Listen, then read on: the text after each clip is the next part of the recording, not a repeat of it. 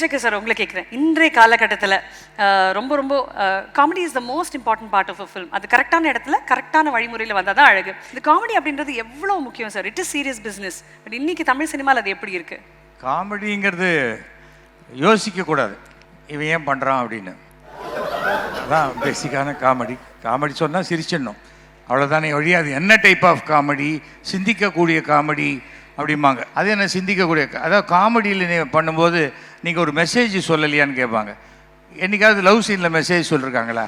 Fight சீனில் சொல்லியிருக்காங்களா message? அது என்ன காமெடி சீனில் மாத்திரம் கொசுராக ஒரு மெசேஜ் சொல்கிறது? காமெடினா ஜாலியாக சிரிச்சுட்டு போகணும். எனக்கு கிங்ஸ்லிட்ட பிடிச்ச விஷயமே voice modulation. VK. Ramasamy sir ரகசியம் பேசுகிற மாதிரி எதையுமே ஒரு ஹை லெவலில் பேசக்கூடிய ஒரு விஷயம். அது ஒரு பேட்டர்ன். அவர் அதை மாற்றிக்கக்கூடாது. எது அவருக்கு அக்செப்ட் பண்ணுறாங்களோ அதை அவர் கண்டினியூஸாக பண்ணிட்டு போகிறது தான் சிறப்பு.